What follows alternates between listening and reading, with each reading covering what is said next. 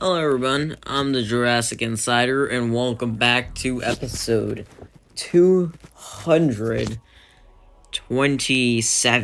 227. Took me a minute to remember that one, but 227. Hope we're all having a very good day. Today, we're basically gonna be doing some catching up in the park, but more specifically, we're gonna be checking out some of the battle events that they had going on for Shark Week, which was the special event for this week. They just decided to do a bunch of aquatic related events, and we got some cool battles going on. Nothing too crazy, but some interesting ones at the very least. I don't know if we're going to try out all of them, but at least a couple of them, because I don't want to make this episode too long, but at the same time, there is some stuff I would definitely like to cover, which we'll look at in today's episode. So, as soon as we are done with this code 19, we should be on our way. Alright, so we're going to go ahead and start out here. We have tons of events, but not many of them are related to the aquatic idea, but there are a couple of them. We do have a Shake the Earth event. I don't know if that's specific to this whole Shark Week concept. We can kind of check what they were. I guess they took it out, but I think it's still kind of qualifies as Shark Week, but I don't know. I'm not really sure what the entire concept was in the first place, but it is quite interesting. I'll tell you that. The one thing we have to do is the What Lies Beneath for the Entrepreneur, because that is a creature that we don't have unlocked yet, so that'll be good to do. And then the other two, it's a Swimming with Sharks in the World Event boss, Colossus 04. Colossus 04, I believe, is fairly common, but the other battle, Swimming with Sharks, is good.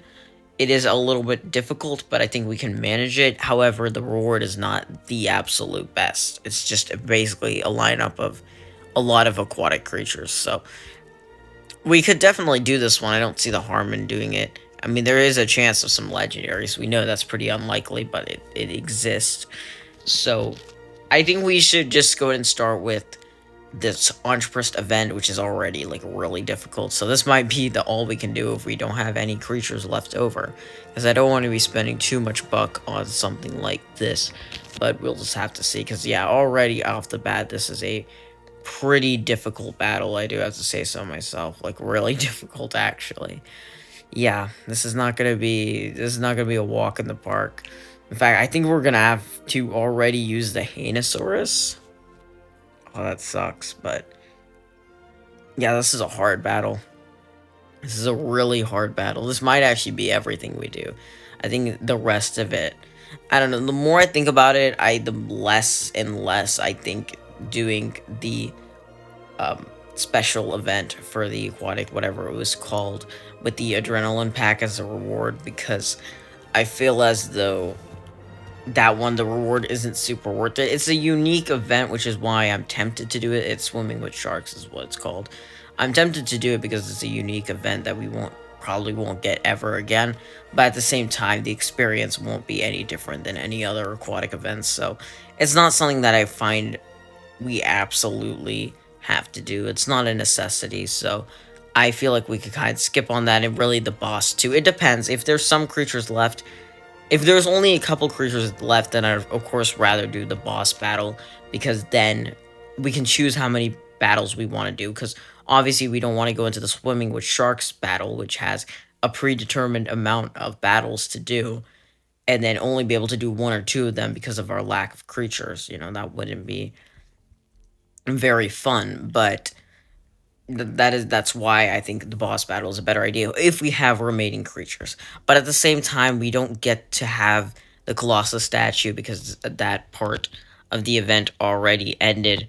So unfortunately, we aren't even going to be able to get that. So yeah, I don't really see the point in trying that out for that purpose, but also it's a good battle to do because it's obviously a boss. Those don't come around too often. I believe it's like every 3 weeks or something, because I know tournaments are every 2 weeks, so that would make sense if it was every 3 weeks, or probably every month is more likely. I don't think I see them every 3 weeks. Every month sounds a lot more normalized, because they're definitely not as common as tournaments for sure. But yeah, I remember there was a time where tournaments were much, much less common. You'd get them. They'd last so much longer, too. Yeah, but now because we've got so many tournament creatures and we need to cover old and new ones, the game needs to cover old and new ones, we often get like really short weekend tournaments, and even still, they don't cover a lot of the creatures. Many creatures that had a tournament at the beginning never got a tournament again. So, yeah, it is a little bit sad, but it's the way that the game kind of balances everything. So for this one, wow, we're gonna have to go for a pretty stacked team already. That doesn't seem too bad, although that is already kind of on the difficult side, so we're probably gonna have to switch the order up a little bit. Yeah, I don't really know if this is actually possible, but we'll try our best. Hopefully we don't regret our decision. Especially with this Dolly or Einon Chops is not on the stronger side, but yeah, hopefully we'll power through it. We'll just have to see how well this actually goes. And then once we're done with that, we have one more battle to go where we're definitely going to have to spend some buck to get out some of the good creatures, but, you know, that shouldn't be too bad. I guess I probably should have put Chronosaurus after this. Yeah, because now we're going to have to waste a block or a action point switching. Yeah, I don't like the placement of that. Every point matters, and I feel like we kind of wasted that on this creature or on switching it, but you know, that is all right. This Hophiosaurus won't be able to do much. Oh no, never mind. He can almost two-shot us. So he's gonna have 3 next turn, meaning we need to believe his attack. If he can do 2, then we need at least 2 blocks and then 1 reserve. Hopefully he only has 3 and I did that correctly. I hope he doesn't show up with 4. That would be very bad, because that means we didn't play it right. Yep, no, we are good. I did the math correctly. There's no math involved, but my memory served me correctly. Now, this is a little bit of a tight spot, a tough spot, which is why I'm switching in Geolasmosaurus. However, they throw in the Kaiwika, I think is how that you pronounce that, then we might be in a little bit of trouble, which he definitely will. He's going to have... We don't even know how much he's going to have, so this is a bit of a risk. This definitely involves a little bit of risk. I don't know. He'll be stacked if he switches, which he will switch.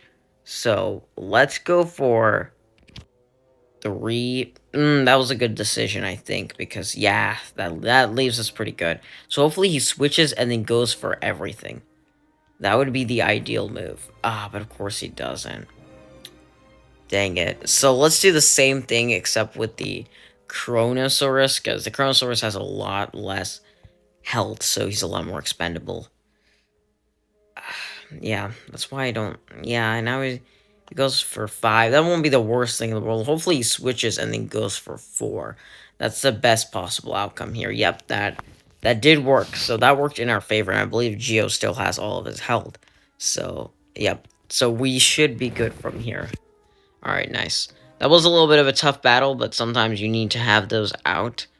1,120, yep, that barely does it. Wait, 1, 2... What's happening? Why do we only have 3 action points? Huh? Oh, because we switched. Oh, okay. No, that was a little bit dumb. I was like, why do we only have 3 action points? That doesn't make sense, but yeah. Okay. Well, from here, that was pretty good. I think we played that well enough. Although, yeah, we did kind of mess up at the beginning here, but we still have 1 more battle to go where we're probably going to spend a little bit of buck. I could do it later, but then I want to go to bed because I'm recording this kind of late. And, yeah, I don't know. And then I have to do it tomorrow morning, and then waking up tomorrow morning to do a battle, and then recording first thing in the morning is not my cup of tea, really. I like to wait until later in the day. Ooh. Oh. Oh, boy. Yeah, I think...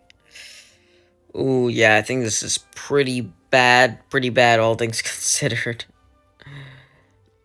We're gonna need some caverns, which is a problem, because we don't have a great cavern team. Well, the best thing we can do here is probably spend about 200-ish buck, more than 200-ish buck, on freeing all of these guys, because what else would we do? That brings us down. Oh, I remember at some point we were at 17,000. We've really dropped in buck recently. We really have. It's unfortunate, but it is what it is.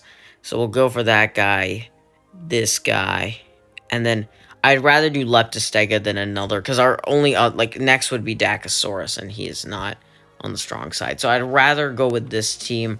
I'm a little bit more confident with our dream team or top three, even if it won't be the best for advantages, and he is going to switch here, which is always not fun. But then if I started out with Tylosaurus, or not Tylosaurus, Hanosaurus, oh no, he didn't switch, so that is fortunate. However, he's probably going to switch on his next turn.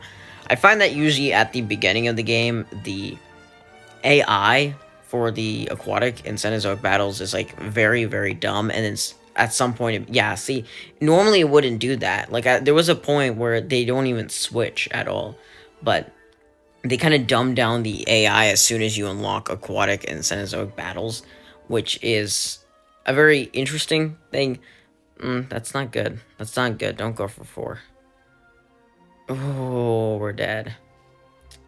Okay. Oh, wow. Oh, wow. I did not expect that. We're left with 7 health. Dear. Wow. Okay. That does mean that we have a lot of attack left over, or a lot of action points left over. Okay, that kind of worked in our favor. Funny enough. And we don't really need this guy ever again, right? Because he has a disadvantage, yeah. So I don't really want him, although he's a huge meat shield because he's got that buff 2,442 attack. Yeah, we definitely went overkill here, which is really unfortunate because that Leptostega cost us 45 buck. And we're probably going to be losing that because I highly doubt we're going to use it now. Well, maybe we will. We probably will. Well, no, because we might even attack with Hanosaurus, because Hanosaurus is just so strong even when he's nerfed. So, yeah, he's going to go for a 6er here, and then we can probably take him down. Yeah. Yeah, probably not the best idea to spend 45 buck, but yeah, I could have honestly waited. That probably would have been a smart decision, but, you know, smart decisions are apparently not up my alley, so. It is what it is. I'm okay with it. Entrepreneur is a creature I genuinely love to have. I think he's very, very good in the early game. This isn't really the early game anymore, but you know what I mean. And I should have probably got him earlier. I thought he was one of the ones that you unlocked, but apparently not. Yep. Oh, we don't even need any other creature. Well, I guess we use the Geolasmosaurus, but he didn't attack whatsoever. Yeah, that was unfortunate use of everything. Literally everything. There we go. Yeah, not the best battle, not the finest battle, especially compared to the last one. We escaped much more freely, but at the same time, yeah, that was not too impressive. We got 100 buck. I actually got 100 buck from a PvP wheel this morning, which is crazy because usually those kind of bad, but that time we got lucky, which is awesome. But there we go. That leaves us with, oh, that is our last mission, of course. Okay, I was a little bit worried that I wouldn't be able to complete that, but then I forgot about this. And a good 40 buck is always appreciated to give us back at least a good bit of what we lost. So it's a decent investment. And of course, we get some more of this, which is going to be good. Yep, that leaves us into a pretty good spot with the season pass. How many more days do we have in this week? 4 days on this week. Again, we don't get this, but I don't think we really have many creatures left, but we can try out the shark event. However, I also want to get this episode recorded and out. Therefore, I think I'm just going to end this episode right here. I hope you guys did enjoy this more laid-back version. I wasn't screaming or doing anything crazy like that. But either way, make sure to leave a like if you did enjoy. Subscribe to the channel if you want to see more Jurassic World the game content. And I'll see you all next time. This is Jurassic Insider, signing out. Bye-bye.